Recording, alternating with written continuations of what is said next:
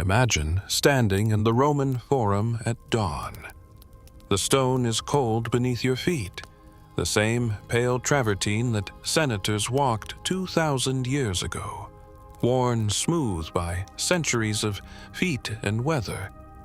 The sky above is the deep blue of early morning, not yet light, the stars still holding their positions over the 7 hills. And then the sound begins. It comes from the east first, from the direction of the Palatine Hill, a single human voice rising into the air before the city has woken, long, sustained, unhurried.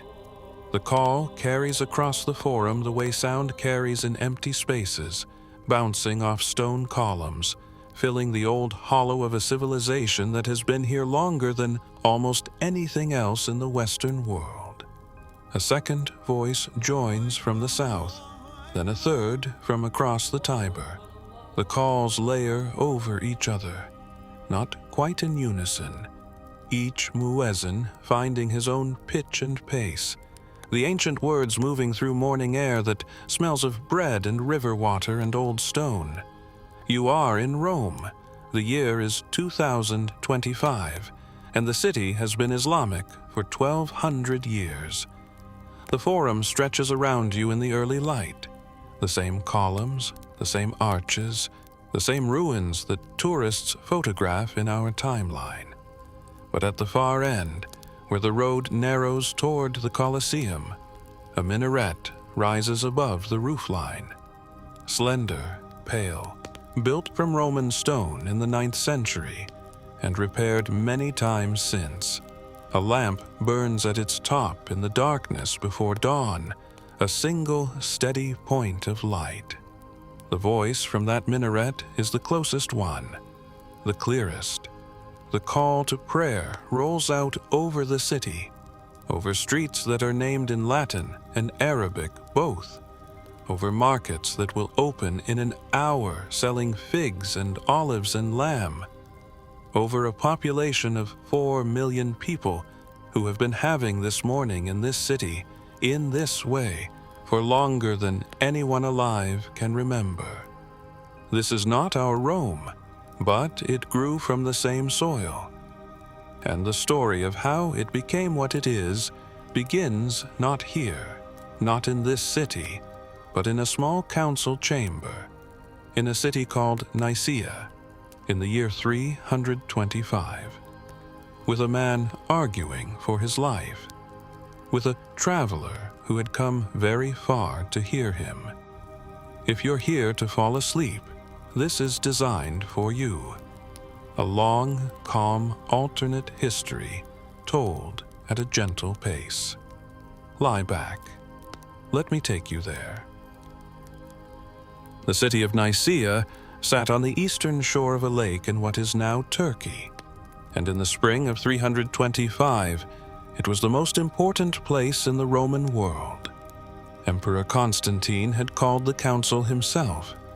He was a man of enormous practical intelligence and genuine religious uncertainty, which made him both the right person and the wrong person to settle a theological dispute that had been tearing his empire apart for years.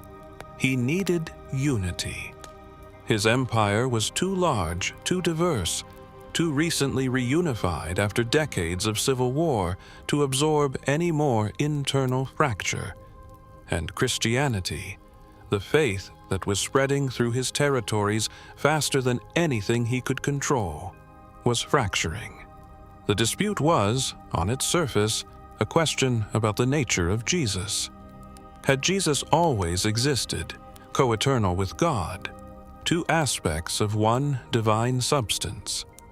That was the Nicene position, the position of Bishop Alexander of Alexandria, the position that Constantine's advisor Hosius of Cordoba favored, the position that was about to become Christian orthodoxy in our timeline and stay that way for 17 centuries. Or had Jesus been created by God, the first and greatest of all created things, but created nonetheless subordinate to the Father in the hierarchy of heaven? That was the position of Arius, a Libyan-born priest from Alexandria, a man of striking intelligence and considerable charm, who had been arguing this point with remarkable tenacity for years, and who had, for his trouble, already been excommunicated once. The theological stakes were enormous. The political stakes were more immediate.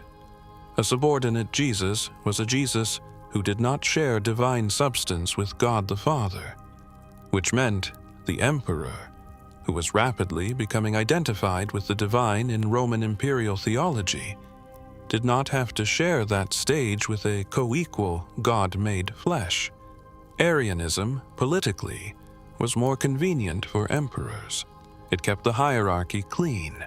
But the Nicene party had the momentum. They had the numbers.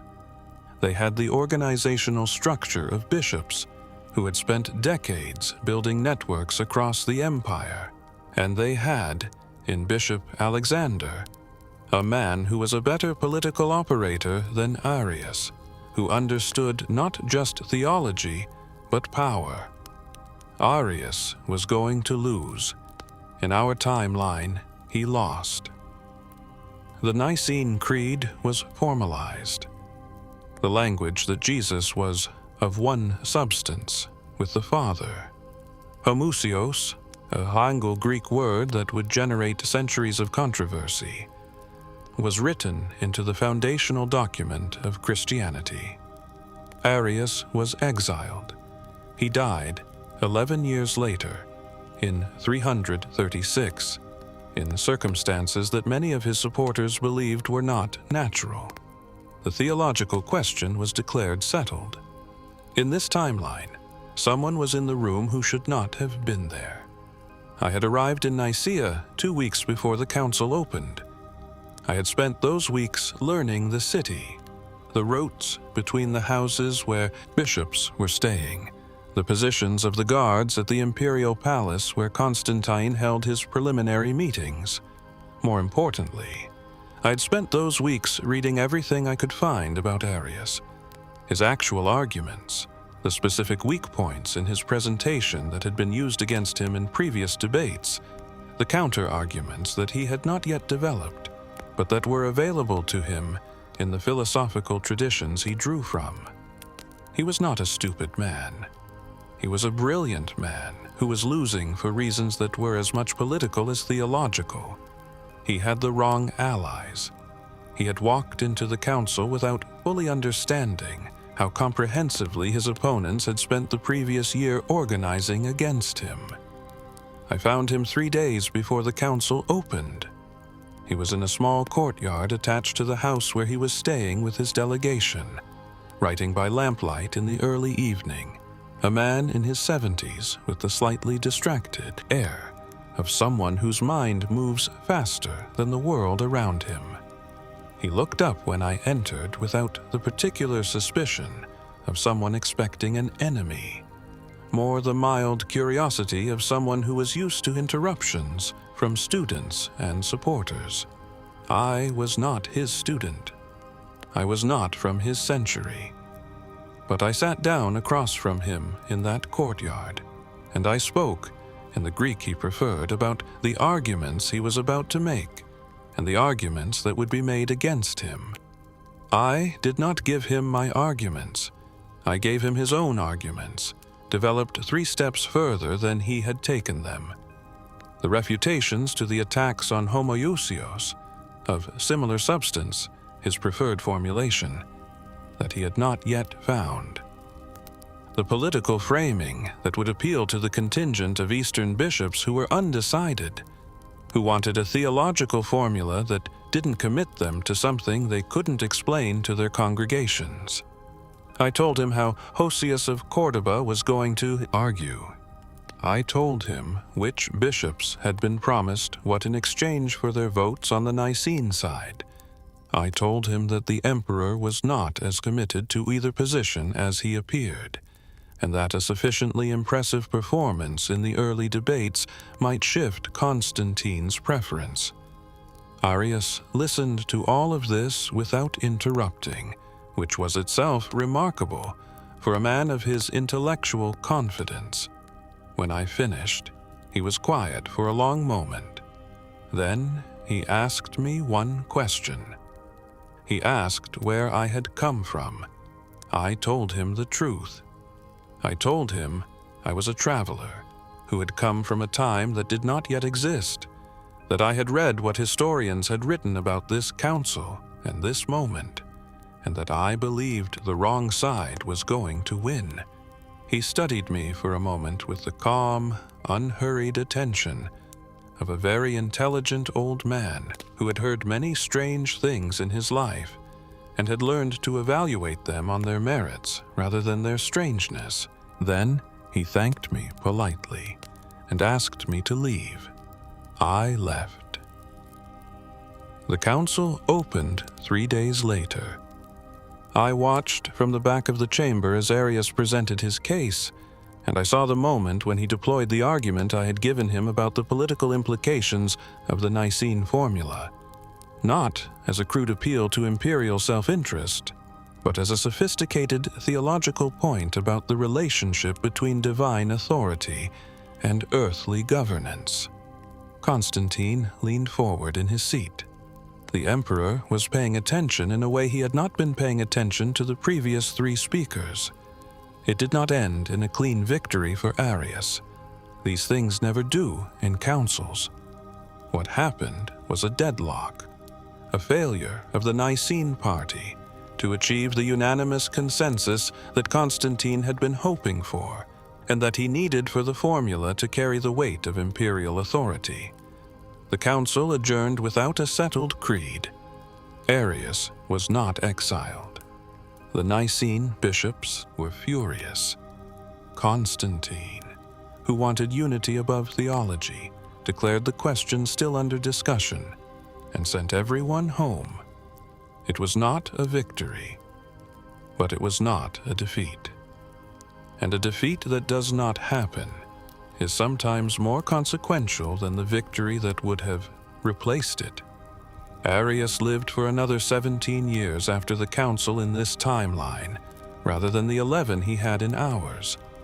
He continued writing, teaching, developing his theology, training a generation of bishops who carried his ideas into the eastern provinces of the empire. He died in Alexandria, in his bed, in 353, having seen his position become the dominant form of Christianity throughout the Eastern Empire. He never knew about me, or if he did, he never mentioned it in any document that survived. That is fine. The point was not for him to know. The point was the council. The point was the creed that was not written, the exile that did not happen, the old man who lived long enough to train the people who would change the world. The Roman Empire was a vast and sluggish thing, and theological change moved through it the way water moves through limestone, slowly, finding the path of least resistance, carving channels that looked insignificant until you saw what they had become over centuries. Constantine died in 337. He had been baptized on his deathbed by an Arian bishop, which meant something or meant nothing depending on who you asked, and people asked about it for decades afterward. His son, Constantius II, succeeded him in the East, and Constantius was, by temperament and conviction, Arian. More than that, he was the kind of Arian who believed the question mattered, who spent much of his reign calling councils and opposing Nicene bishops, and installing Arian ones in their place. In our timeline, Constantius died in 361, succeeded by Julian the Apostate, who tried to restore paganism, then by a series of emperors, until Theodosius I made Nicene Christianity the mandatory state religion in 380. In this timeline, the theological trajectory is different from the beginning. Because Nicea did not produce a settled creed, the empire spent the next decades not with a declared orthodoxy to defend and enforce, but with genuine, ongoing debate. Councils continued to be called. Bishops argued. Emperors intervened according to their own preferences, and then died and were replaced by emperors with different preferences. What emerged over the course of roughly 50 years after Nicea was not a single dominant theology, but a geographic division. The Eastern Empire, Greece, Anatolia, Syria, Egypt, the rich and populous provinces that were the economic heart of Rome, drifted toward Arianism. The theology suited the East in ways it did not suit the West. The Eastern theological tradition had always been more comfortable with the distinction between God and God's expression in the world, more influenced by the philosophical frameworks that made hierarchy natural. The East had the great theological schools, the tradition of intellectual rigor about divine nature, the tradition that would produce the mystics and the philosophers who would eventually carry Arian ideas further than Arius himself had taken them. The Western Empire, Italy, North Africa, Spain, Britain, the provinces along the Rhine and the Danube, stayed Nicene. Partly, this was inertia. The Western Church had a different structure, more hierarchical in a Roman administrative sense, more dependent on the authority of Rome as a city. Partly, it was the influence of the Bishop of Rome, the Pope, who had been a consistent supporter of the Nicene position and who had the organizational resources to enforce it. The fault line was not clean. It was never clean. There were Arians in Milan and Nicenes in Alexandria, and communities of both in every major city.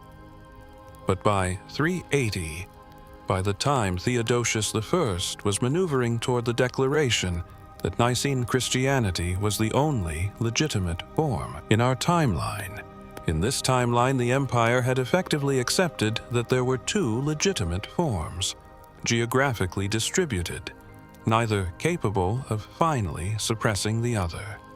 Theodosius, in this timeline, was an Arian emperor ruling an empire that was already divided. He made no declaration of orthodoxy. He was busy enough with barbarians on the frontier and the administrative challenges of ruling too much territory with too little staff. The theological question, which had seemed so urgent in 325, had become one of those ongoing disputes that everyone involved was tired of, and no one had the power to resolve. The empire split in 395 on the death of Theodosius. This happened in our timeline too. Honorius took the west. Arcadius took the east.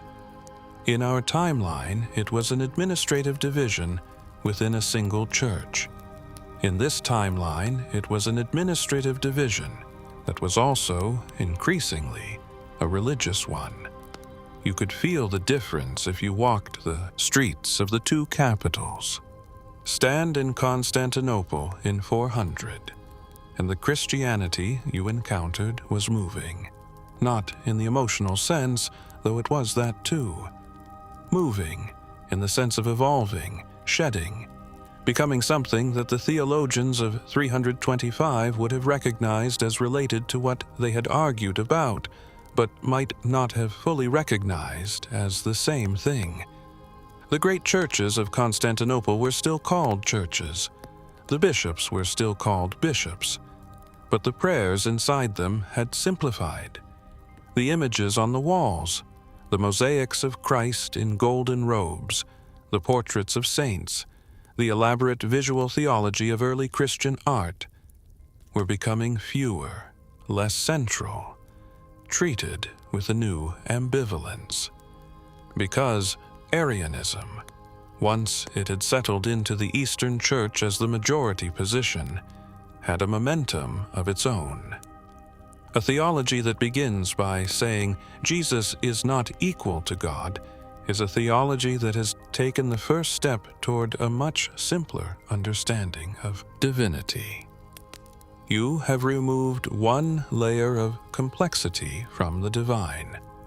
The logic of that removal does not stop there. Over the next generation, the language of the divine in Eastern Christian theology simplified again, not in a single council, not through any grand declaration, but in the way that theology actually changes, through the accumulated weight of 1,000 sermons, 1,000 small choices about which images to include in a new church and which to leave out, 1,000 theological conversations in which one framing felt more right than another and was used again. By 430, the Eastern Church was still formally Christian, but it was a Christianity that had become radically monotheist in a way that Nicene Christianity had never been. There was one God. God was singular, indivisible, without equal or partner. Jesus was the greatest of God's messengers, honored above all others, miraculous in his birth and profound in his teaching, but not himself divine in the way that made him equivalent to God. In Rome, in Alexandria, in the western provinces, this looked like heresy. It looked like exactly the slippery slope that the defenders of Nicea had warned about. In Constantinople, in Antioch, in the eastern cities, it felt like clarity. It felt like the removal of something that had always been philosophically uncomfortable, the doctrine of the Trinity that required believers to hold three things as one without being able to explain how, the doctrine of the Incarnation that required God to have been, for 33 years, a human being who got tired and hungry and afraid. It felt, to the theologians who were thinking through its implications in the Eastern schools, like the beginning of something rather than the corruption of something. They did not have a name for what it was becoming. The name would come later.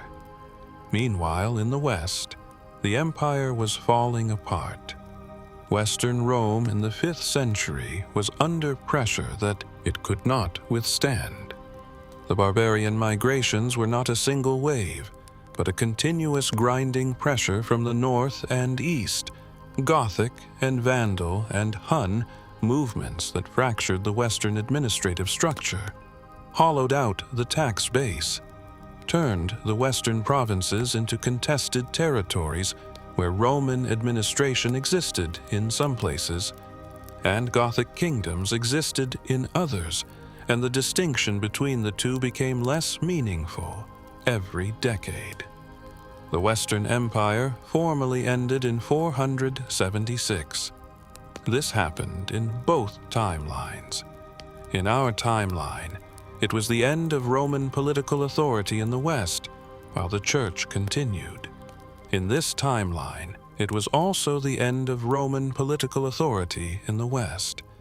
But what continued was a church that had become, in the absence of imperial backing, more insular, more focused on Rome as a city, more dependent on the Bishop of Rome as both spiritual and political authority. The papacy, in the late 5th century of this timeline, stepped into the vacuum that the Western emperors had left, not in any grand dramatic gesture, but in the slow accumulation of functions that someone had to perform and that the Pope was positioned to perform. Settling disputes, maintaining roads, negotiating with Gothic kings who wanted Roman legitimacy, being the thing that Rome had always been, the center toward which everyone else oriented. The Pope in 480 was the most powerful man in the Western Mediterranean, not because he had armies, he didn't, not yet, but because he had the one thing that Gothic kings and Frankish warlords and the various successors to Western Roman authority needed and couldn't manufacture: He was Roman. He was old. He was there before them, and would be there after them, and his authority connected them to something that felt permanent in a world that was terrifyingly impermanent. In Constantinople, the Eastern Emperor watched all of this with a mixture of concern and detachment. The East was still rich, still administrated, still producing the grain and the silk and the philosophical texts that defined what civilization meant in the late Roman world. The East could afford to watch the West fall apart, because the East was not falling apart. But the East was becoming something that the West would not have recognized as its twin. The two halves of what had been one empire were diverging. In language, in governance, in culture, in the way the city smelled and the way the markets were organized, and the way that prayers were said. And in God. The West had the God of the Council of Nicea, 3 in 1, incarnate in history, present in bread and wine, mediated through priests who stood between the human and the divine. The East had a God who was becoming something else, still personal, still present, still the God of Abraham and Isaac and Jacob, still the God who had spoken through the prophets and through Jesus, but a God who was absolute, singular, without image, without equal. A God whose relationship with the world was not mediated through a church or a sacrament, but through the direct submission of the believer. The Arabic word for that submission is Islam. No one in Constantinople in 480 was using that word, but they were living toward the thing it described. There is a monastery on a rocky promontory outside the city of Antioch, in what is now southern Turkey, where the records of 200 years of theological evolution survive in a library that has been copied and recopied, but never substantially edited. I spent several days in that library, in this other timeline, reading documents that have no equivalent in our world. The documents are the ordinary administrative records of a religious institution, letters between abbots, minutes of chapter meetings, notes on theological disputes, inventories of what the monastery owned and what it needed. Not the grand theological treatises that historians tend to focus on. The small documents, the ones that show what ordinary religious life actually looked like. The earliest documents, from the late 4th century, are clearly Christian in the way we would recognize. They reference the Trinity. They discuss the sacraments. They argue about the correct way to observe Easter. There are images in the margins, small pen drawings of Christ, of saints, of scenes from the Gospels. By the mid-5th century, the images are gone from the margins. The letters stop referencing the Trinity, not because it has been condemned, but because it is no longer the central preoccupation. The sacraments are still mentioned, but they are discussed differently, as practices rather than as mysteries, as things the community does rather than as channels through which divine grace flows. By the early 6th century, the documents read like something entirely different. The word God appears on almost every page, but always singular, always without qualification. God wills. God provides. God judges. The simplicity of it is striking after the dense Trinitarian language of the earlier documents. It is a God without complexity, without the elaborate doctrinal scaffolding that Western Christianity was constructing over the same period. There are no images anywhere in the 6th century documents. The monastery itself, from the architectural records, had removed its mosaics in the late 5th century. Not destroyed, removed carefully, stored in a lower chamber against future need. Future need did not arise. The mosaics stayed in the chamber, and the walls of the monastery stayed bare, and the prayers continued. What is remarkable about reading these documents in sequence is how undramatic the change is. No one writes in any of these documents, "Today we have stopped believing in the Trinity." No one declares that a theological revolution has occurred. The evolution is so gradual that it is invisible to anyone living through it. The theology of 480 is a small step from 460, and 460 is a small step from 440, and 440 from 420. But 480 is a very long way from 380. This is how beliefs actually change, not through councils and declarations most of the time, through the accumulated weight of how language is used, which ideas feel alive and which feel like obligations carried from a previous generation, what makes sense to people trying to live their lives in accordance with their faith, and what doesn't quite fit anymore. The Eastern Empire, in the 5th and 6th centuries, was not experiencing a theological revolution. It was experiencing a theological evolution, invisible from inside, visible only in hindsight. The practice changed along with the theology. Prayer in the Eastern Empire became more direct, not because any authority declared it should be, but because if God is singular and absolute and without intermediaries, then the relationship between the believer and God is also direct. You do not need a priest to translate between you and the divine. You face God yourself, in your own words, in your own language. The prayer times became more structured, more regular. 5 times a day was not an invention of Muhammad in this timeline. It was a practice that had evolved in the Eastern Christian tradition over the previous 2 centuries, drawn from the Jewish tradition of regular prayer and refined through monastic practice. By the early 6th century, 5 daily prayers were common across the eastern provinces, not mandatory in any formal sense, but normal, the thing that devout people did. The prayers were said facing east toward Jerusalem. That did not change in this timeline. The dietary rules simplified.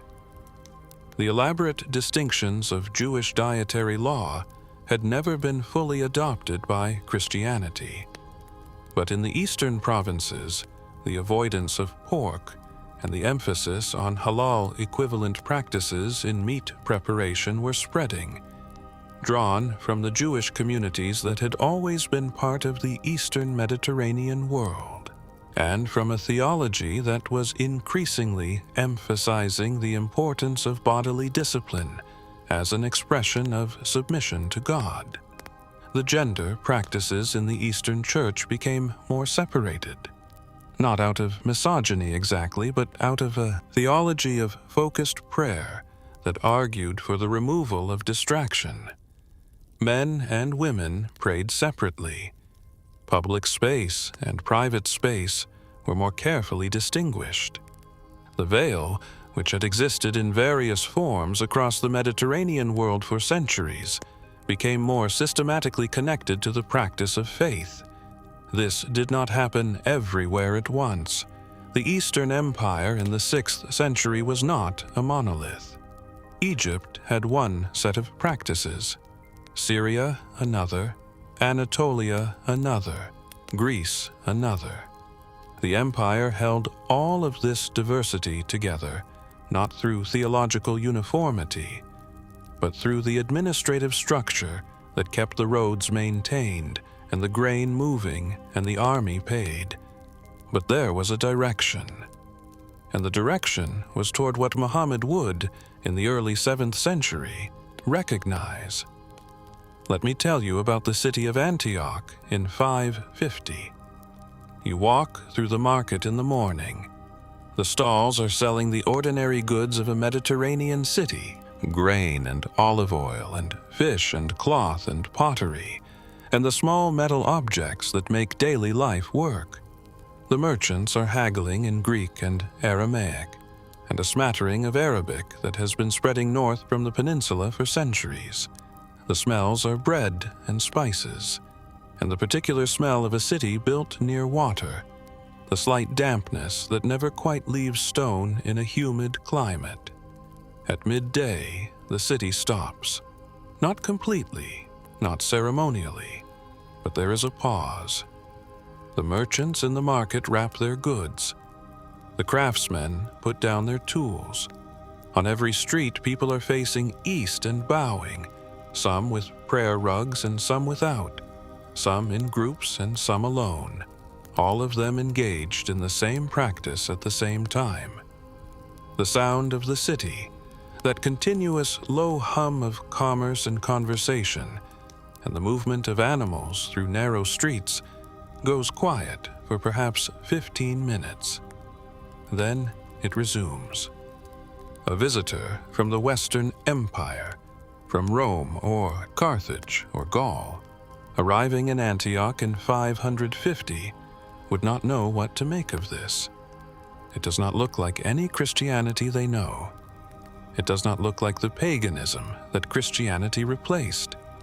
It looks like something else, something organized and serious, and clearly embedded in the daily life of the city, but without the churches or the priests or the sacraments that define Christianity in the West.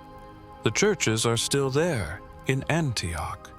They are used, but they are used differently, as gathering places for the community, for teaching, for the care of the poor, not as the site of a sacred transformation of bread and wine into the body and blood of a God who was also a man.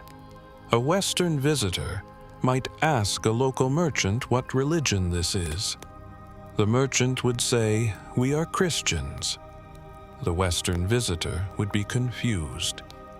This is not what Christians do. The merchant would explain, with the patience of someone who has had this conversation many times, that the Westerners have made Christianity complicated when it should be simple. There is one God. God created the world. God sent prophets to guide humanity. The greatest of the prophets was Jesus, who taught compassion and submission to God's will and the brotherhood of all believers. We follow his teaching. We submit to God. We pray. We fast. We give to the poor. The Western visitor would say, "But the Trinity, but the sacraments, but the Pope." The merchant would shrug. "These are things that the Western Church added to a simple truth," he would say. The truth was always simpler. He would not be wrong. He would also not quite be right, because what the Eastern Empire had developed over 200 years of evolution was not quite the Islam that Muhammad would receive as revelation. It was the ground that made Muhammad's revelation recognizable when it came. It was the theological soil that had been prepared. Islam, when it arrived, would not feel like a foreign religion to the people of Antioch. It would feel like someone had finally written down what they had believed for a very long time. Muhammad ibn Abdullah was born in Mecca in approximately 570 in any timeline. This does not change. The conditions that produced him, the tribal society of the Arabian Peninsula, the trade routes that connected Arabia to the great civilizations of Persia and Byzantium, the religious diversity that made a thoughtful man in Mecca in the 6th century, aware of Judaism and Christianity and Zoroastrianism and the various pagan traditions of the peninsula. These conditions exist in both timelines. What changes is what he found when he looked north. In our timeline, Muhammad's first contact with Christianity was with the Nicene variety, the Christianity of the Byzantine Empire, full Trinitarian, icon-filled, sacramental, with a pope in Rome and a patriarch in Constantinople, and an elaborate ecclesiastical hierarchy between the believer and God. He rejected it. His revelation, as recorded in the Quran, explicitly argues against the Trinity, explicitly insists on the absolute singularity of God, explicitly positions Jesus as a prophet rather than a divine figure. The theological argument was necessary in our timeline because the Christianity Muhammad encountered was so different from what he was receiving in Revelation. In this timeline, when Muhammad's caravans traveled north to Syria in his youth, when he had the conversations with Christian monks and merchants that early Islamic tradition records, what he encountered was different. The Christianity of eastern Syria and Antioch and the Levantine coast in 590 was already radically monotheist, already imageless, already organized around 5 daily prayers and fasting and charity and submission to a singular God. The monk Bahira, who according to Islamic tradition recognized signs of prophethood in the young Muhammad, was in our timeline a Nestorian Christian. In this timeline, Bahira was something harder to classify, a believer in one God, in the prophetic tradition, in the practices of prayer and fasting, but without the theological architecture of either Nicene or Arian Christianity.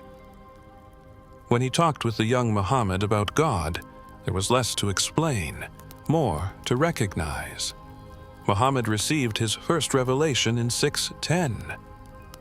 This also does not change, but his revelation was received in a different context, and context shapes everything about how revelation is heard. In our timeline, Muhammad's message spread first through Mecca, and then, after the Hijrah to Medina in 622, through the Arabian Peninsula, meeting resistance from the Quraysh tribe and the various Arabian polytheists who found his insistence on one God economically and socially threatening, finding support among the poor and the enslaved, and those who had already been drawn toward the Abrahamic monotheism that was already present in Arabia. In this timeline, all of this still happens. The resistance in Mecca, the persecution of the early community, the Hijrah to Medina, the wars with the Quraysh, the eventual return to Mecca in triumph, Muhammad's genius for organization, for diplomacy, for the articulation of a social vision that made his revelation into a civilization. All of this happens. The difference is in what happens when the newly unified Arabia encounters the Eastern Roman Empire. In our timeline, this encounter was military from the start. The Arab armies that swept out of the peninsula after Muhammad's death in 632 conquered Syria and Palestine from the Byzantines, conquered Egypt, conquered Persia. They were conquering Christian and Zoroastrian populations who did not share their faith and had no particular reason to convert quickly. In this timeline, the Arab armies move north into a world that already believes most of what they believe. The first Arab armies enter Syria in 634. The general in command is Khalid ibn al-Walid, the same brilliant strategist who commanded the Arab forces in our timeline. He expects resistance. He prepares for siege warfare, for the kind of grinding campaign that had characterized the previous century of conflict between Rome and Persia. What he finds instead is complicated. The cities of Syria do not surrender easily, because Roman cities never surrender easily. There are garrisons, walls, the institutional reflex of resistance that centuries of military threat had produced. But the populations behind the walls are not hostile in the way that populations defending a truly alien faith would be hostile. When the Arab forces engage with the local clergy, with the theologians and monks who are the intellectual leadership of the Eastern Church, the conversations are strange. The Arabs argue for the oneness of God. The Syrian clergy agree. The Arabs argue against the divinity of Jesus. Most of the Syrian clergy, after 2 centuries of drift, agree with this too. The Arabs argue for the practice of submission, salat, the daily prayers, the orientation of life around acknowledgement of the divine. The Syrians describe their own prayer practices, and the Arabs find them familiar. There is argument. There is genuine theological dispute. The Arab conception of prophethood is different from the Eastern Christian tradition's understanding of Jesus, even after 2 centuries of evolution. And these differences are real and important. The Arab legal tradition, the Sharia that is developing in this early period, is different from the Roman law that underlies Eastern Christian practice. The language is different, Arabic, not Greek. But the fundamental premise is the same, and armies fighting for a truth find it harder to fight populations who share that truth. What happens in Syria between 634 and 640 is not a conquest in the full sense. It is closer to a merger. The Arab forces establish military control.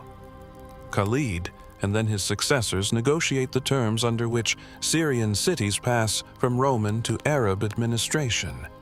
But the terms are different from our timeline because the relationship is different. In our timeline, the Arab conquerors of Syria imposed a significant tax, the jizya, on non-Muslim populations who were allowed to keep their faith but were clearly identified as subordinate.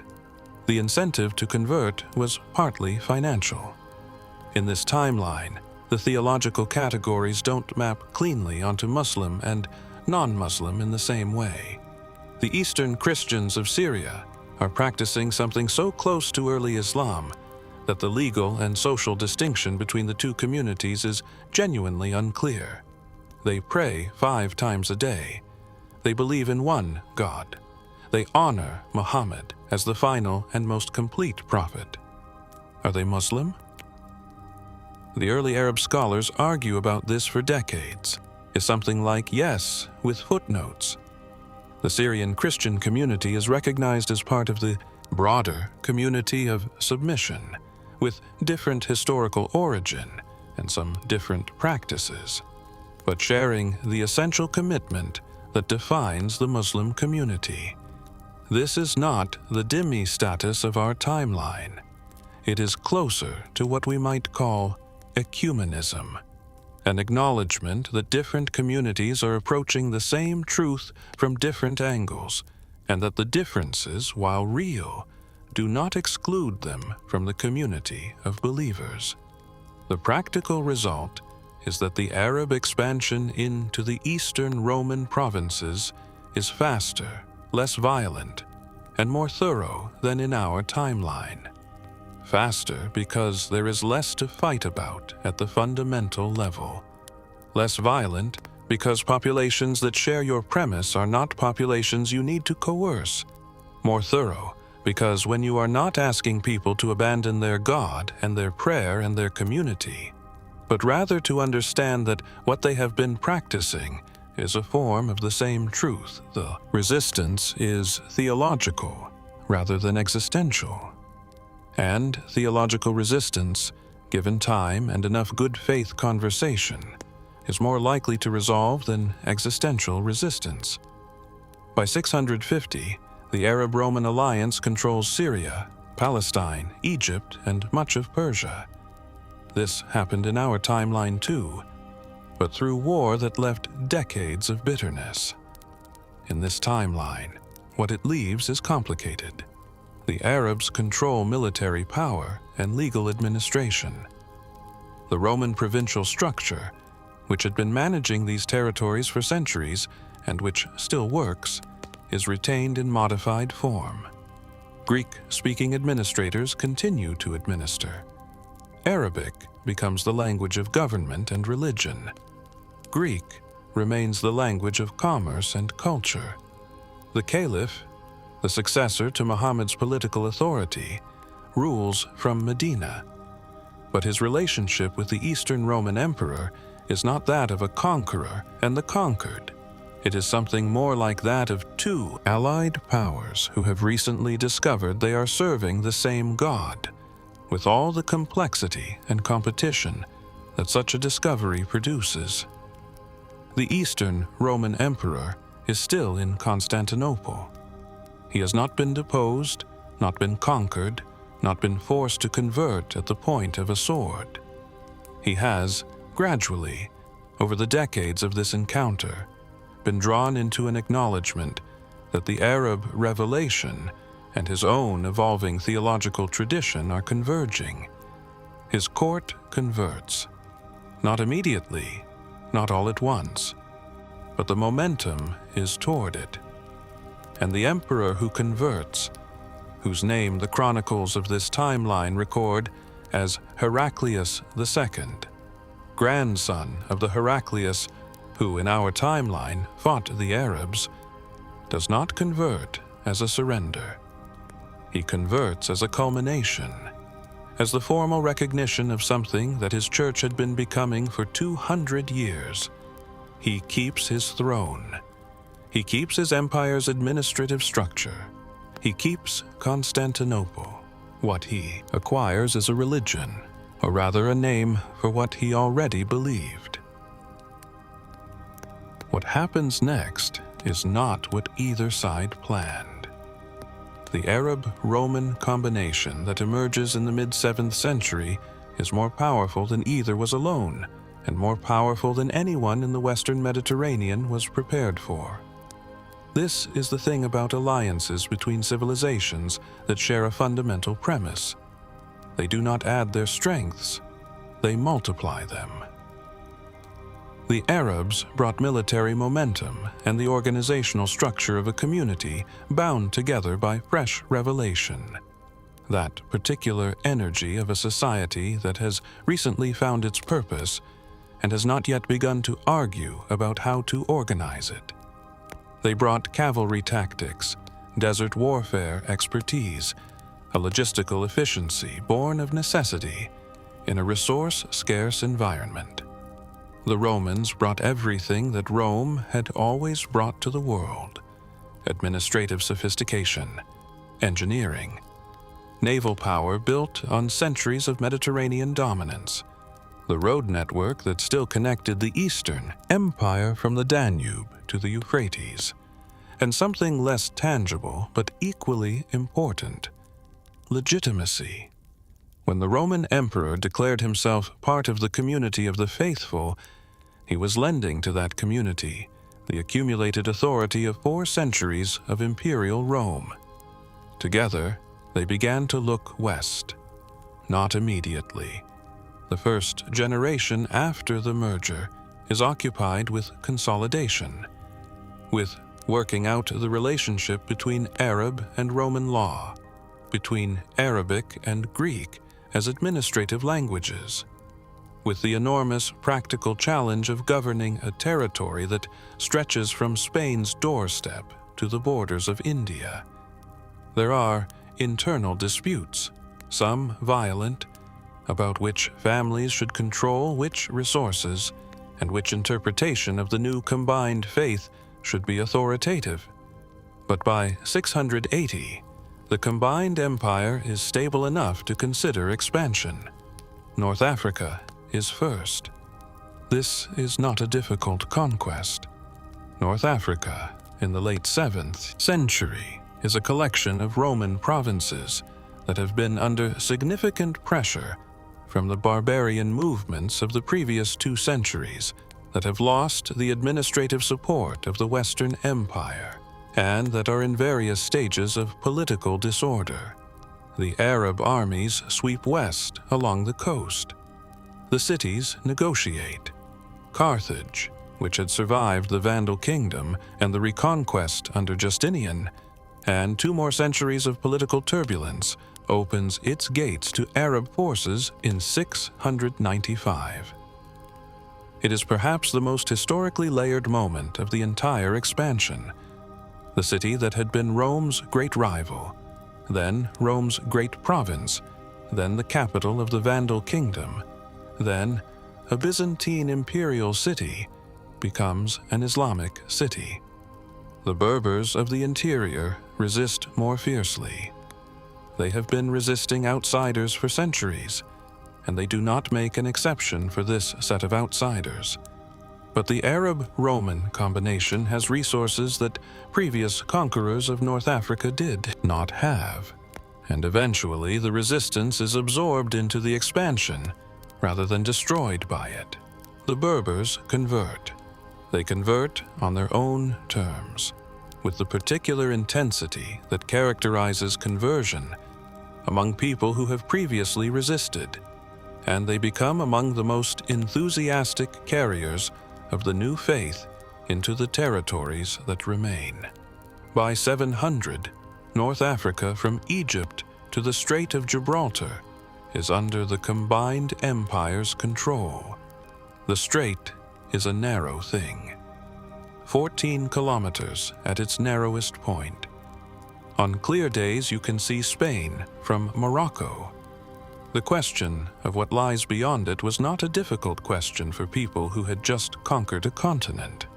The invasion of Iberia begins in 711, the same year as in our timeline.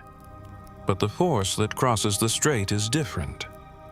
In our timeline, it was a Berber Arab force under Tariq ibn Ziyad, operating with the blessing of the Umayyad Caliph, but without significant Roman backing.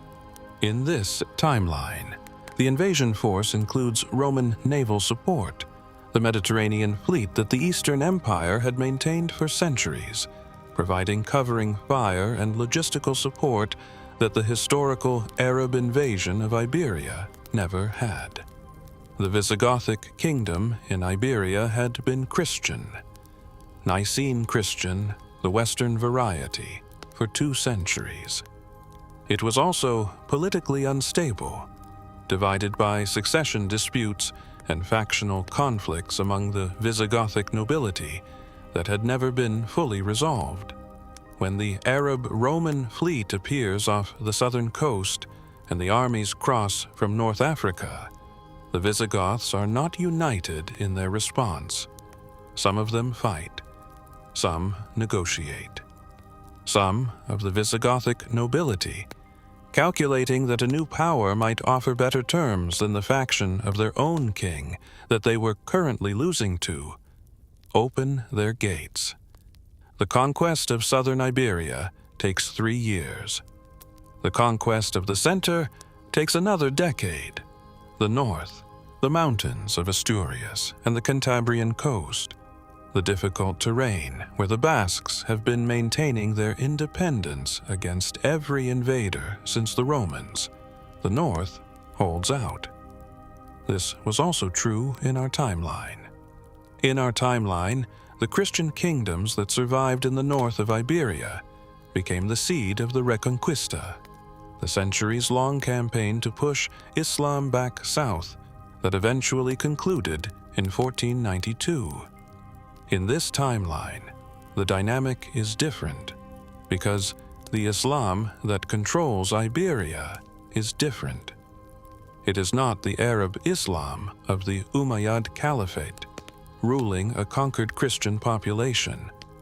It is the combined Arab-Roman Islam, ruling a population that is partly Christian in the Western Nicene sense, partly already practicing something close to the Eastern theology, partly pagan in the rural areas, and in every case more familiar with the Romans, who are part of the ruling alliance, than they would have been with pure Arab conquerors. The Iberian cities, Seville, Córdoba, Toledo, the great urban centers of the Roman province that had survived the Visigothic period, are administered by officials who speak both Arabic and Latin, who draw on both Roman administrative law and Islamic legal tradition.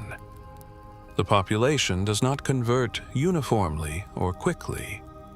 There are generations of Christians under Islamic rule, as in our timeline, but the texture of coexistence is different when the rulers are partly Roman, and the theology they represent is partly evolved from the Christianity the population already knows. The North does not convert. The Asturian and Basque kingdoms in the mountains maintain their Nicene Christianity, their Latin liturgy, their connection to the Bishop of Rome in the form that had survived the fall of the Western Empire. They look south at an Iberia that is changing, and they do not know quite how to understand what they see. Is it conquest? Yes. Is it destruction? Less clearly. The cities of Andalusia, as the southern part of Iberia is now called, are not destroyed. They are transformed, slowly, over generations, into something that partakes of both worlds. The language is the first thing that changes. Arabic becomes the language of commerce and government, and eventually of culture. But it does not replace Latin entirely. What emerges over several centuries is a linguistic situation unlike anything in our timeline's Iberia, a population that is bilingual, with Arabic and a Latin-derived vernacular existing side by side, producing a literature and a music and a way of life that borrows from both. Meanwhile, to the north of the Pyrenees, the Catholic world is watching all of this with mounting alarm. The Frankish kingdom, the most powerful of the successor states to Western Rome, the kingdom that Charles Martel had welded together, and that his son Pepin and grandson Charlemagne would extend further, had, in our timeline, stopped the Arab advance at the Battle of Tours in 732. Charles Martel's victory was a genuine turning point, the moment when the momentum of Islamic expansion into Western Europe was checked. In this timeline, Tours happens later, in 751, and the forces facing each other are different. The Arab-Roman army is larger and better supplied than the historical Arab force at Tours. The Frankish army is still the effective heavy cavalry force that Charles Martel built. But the Arab-Roman force has both Arab cavalry and Roman infantry discipline and Roman engineering. And Charles Martel's son Pepin, who commands the Frankish forces in this timeline's version of the battle, is fighting something that is harder to stop than a cavalry raid. The battle is inconclusive. The Arab-Roman forces do not break through into the Frankish heartland, but they are not routed. They withdraw to Iberia with their army intact, having established that the Pyrenees are a defensible frontier. The frontier stabilizes roughly at the Pyrenees, with some adjustments over the following decades. South of the mountains, Islamic. Arab-Roman administration, mixed population, cities that are becoming something new. North of the mountains, Catholic. Frankish, increasingly organized around the papacy in Rome, increasingly aware that to the south is a civilization that has taken everything Roman and mixed it with something they do not have a category for. Charlemagne, who in our timeline created the Holy Roman Empire partly as a political counterweight to the Islamic Caliphate, and partly through genuine territorial ambition, is in this timeline a man whose entire reign is shaped by the awareness of what is to the south. He builds his empire. He is crowned by the Pope on Christmas Day 800, as in our timeline. But his empire is oriented differently, not east and south, because east and south is the combined Arab-Roman civilization that he has spent 40 years fighting to a standstill, but north and east into the pagan Germanic territories that are still unconverted. Charlemagne becomes the great missionary king of Catholic Christianity, pushing it north into Saxony and east toward the Slavic territories, because south is closed to him. He is building a Catholic civilization in a space that would have been pagan in our timeline, because the Islamic civilization to his south has taken everything that was once Roman and Mediterranean and made it into something else. He succeeds. Catholic Christianity becomes the religion of Northern Europe, Germany, Scandinavia eventually, the Slavic peoples to the east. The shape of Christian Europe in this timeline is different from our timeline. It is more northern, less Mediterranean, more Germanic in character. The great cathedrals of the Catholic world in this timeline are built in cold climates, from dark stone, in the forests of what we would call Germany and Poland, and eventually Sweden. And to the south in Rome, something extraordinary happens. That story, the fall of Rome, the Crusades in reverse, the Turks at the Bosphorus, the modern city where the Forum fills with the sound of prayer at dawn. That story is for the next night. For now, let the timeline rest here. Let it hold its breath at this moment, 680, when the combined empire turns west and the Catholic world to the north doesn't yet understand what is coming. The theological argument that started in a small courtyard in Nicea, with an old man writing by lamplight and a stranger sitting down uninvited, has now become the most powerful civilization in the world. It has taken 300 years. It has consumed empires and theologies and languages and the ordinary lives of people who never knew they were living through something that would be studied for centuries.